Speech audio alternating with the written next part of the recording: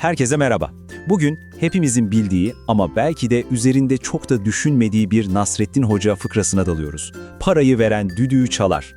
Peki bu basit hikaye nasıl oluyor da yüzyıllardır eskimiyor, hala dilimizde? Gelin beraber bakalım.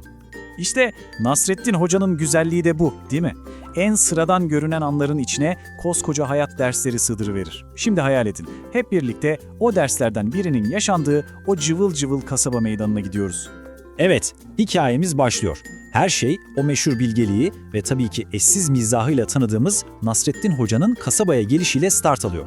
Hoca bir yere gelince bilirsiniz orası bir anda şenlenir. Şöyle bir gözünüzün önüne getirin.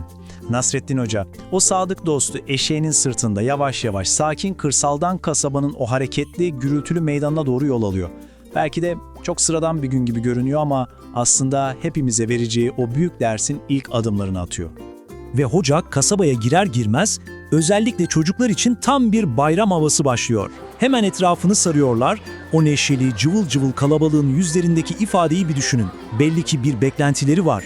İşte bu beklenti birazdan olacakların habercisi gibi. Peki bu çocukların gözleri neden böyle parlıyor? Ne bekliyorlar hocadan? İşte hikayemizin fitilini ateşleyen soru da tam olarak bu. Şimdi çocuklar hocanın etrafında bir halka olmuş durumdalar ve hepsinin aklında, kalbinde tek bir şey var, hocadan bir hediye kapmak. Ama öyle sıradan bir hediye de değil, hepsi o renkli, öttürdükçe neşe saçan düdüklerden istiyor. Meydanda tam bir düdük beklentisi var. Ama işte o kadar umutla bakan gözün arasında bir tanesi durumu farklı okuyor. Diğerleri sadece beklerken o bir şeyi fark ediyor ve harekete geçiyor. Zekice bir hamle geliyor. Bakın, kalabalığın arasından bir çocuk sıyrılıyor ve hocaya doğru yürüyor. Ama eli boş değil, bir amacı var. Diğerleri öylece beklerken o bir adım öne çıkıp inisiyatif alıyor. Ve işte o kritik an. Çocuk hocanın karşısına dikiliyor ve çok basit ama aslında her şeyi değiştiren bir şey yapıyor. Avucunu açıyor ve içindeki o küçücük parayı hocaya uzatıyor. Yani bir şey istemiyor, bir teklifte bulunuyor, bir takas öneriyor.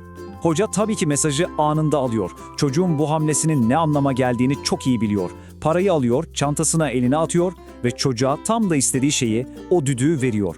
İşte bu kadar. Net, basit, adil bir alışveriş. Ve sonuç? Anında görülüyor. Bir çocuk elinde pırıl pırıl düdüğüyle, yüzünde kocaman bir gülümsemeyle oradan ayrılıyor. Diğerleri mi? Onlar öylece baka kalıyorlar. Şaşkınlık içinde. Çünkü düdüğü kapan, bedelini ödemeyi akıl eden çocuk oldu. İşte o an diğer çocuklar bir arkadaşlarının elinde düdükle uzaklaştığını, kendi avuçlarının ise bomboş olduğunu fark ediyor ve tabii ki meydanın o neşeli havası bir anda değişiyor. O cıvıl cıvıl bekleyişin yerini bir anda sessizlik, şaşkınlık ve hatta biraz da hayal kırıklığı alıyor. Bütün çocukların yüzünde aynı soru var. İyi ama biz neden alamadık? Sonunda içlerinden biri cesaretini toplayıp o sessizliği bozuyor ve herkesin aklından geçen o soruyu hocaya soruyor. Bütün gözler hocaya dönüyor, meydanda çıt çıkmıyor. Herkes nefesini tutmuş, hoca ne diyecek diye bekliyor. Ve hoca o derin sessizliği yüzyıllardır unutulmayan o basit ama o kadar güçlü cevabıyla bozuyor. Nokta. Bu ne demek? Yani bir şeyin keyfini sürmek, ondan faydalanmak istiyorsan bedelini ödemen gerekir. Peki tamam.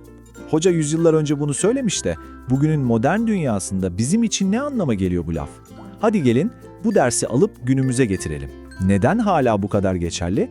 Bir bakalım.